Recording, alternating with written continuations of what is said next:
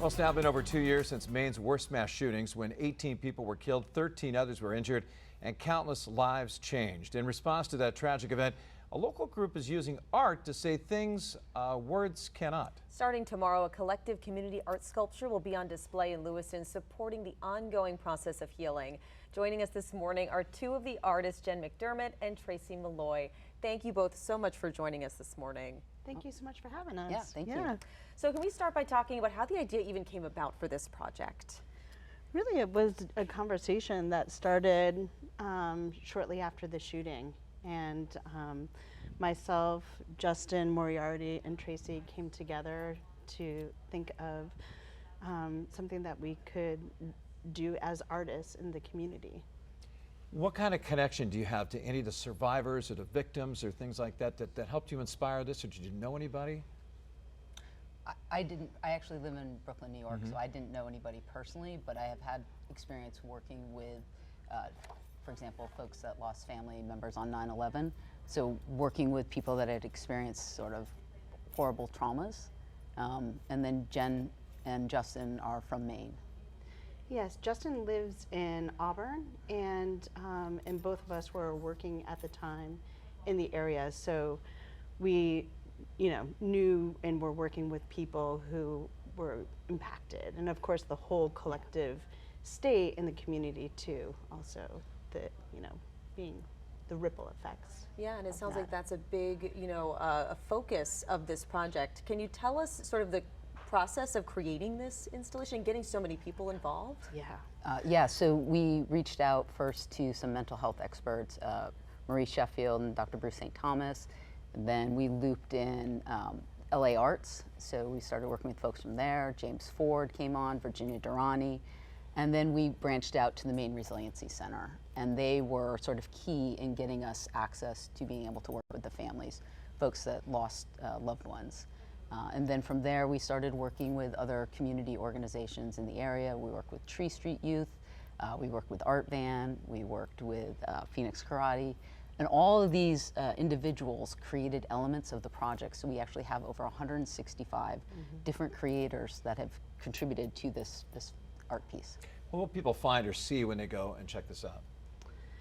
Oh, that's a really good question. I hope that they will find a sense of being seen, a sense of peace, a sense of coming together.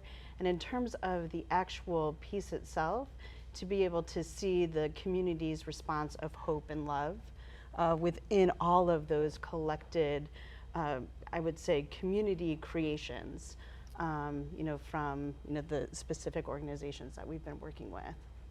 I think the piece, it's a sort of very nuanced look at grief. And as Jen was mentioning, it's also hope. So you have all these complicated emotions, and the piece, you experience it from the outside, and then you can walk into it. And then when you walk in, you'll see elements. I know Jen brought some stuff here, the actual forget-me-nots. So it becomes transformative, where you're sort of almost walking into the sacred space that holds the grief and holds some of the love, an extraordinary amount of love. Right. Why do you feel like art is such a powerful tool in the process of healing? I think it can offer a bridge, for conversation, for a chance to, a part of healing, but, it's never anything, grief is never anything that has an ending, so it is really just a change of a landscape. So I would also echo, art is its own language. So when you experience something so horrible as this mass shooting, words fail. And so by using art as a different language, it gives folks an opportunity to understand what someone else's experiences are and feel connected. And there's this sort of collective connection that's starting to take place, where folks have worked in community, and I understand what this person's feeling. Oh, I feel the same way. That's extraordinarily powerful, and that's one of the hopes I have, is that people feel connected in experiencing this artwork. What do you hope to be the response, and maybe the people have already seen some of the things? I mean, I think the response is just what I was saying, is that folks feel connected, that they feel like they're less alone, and that for people in Maine to also feel like we see you, we see what's happening, and this piece, this tragedy, the location may have been Lewiston, but this is a statewide tragedy, and everyone is grieving, and everyone really cares about the folks that were impacted by this. Yeah, so many people showed up. It has been incredible, the response that we've had.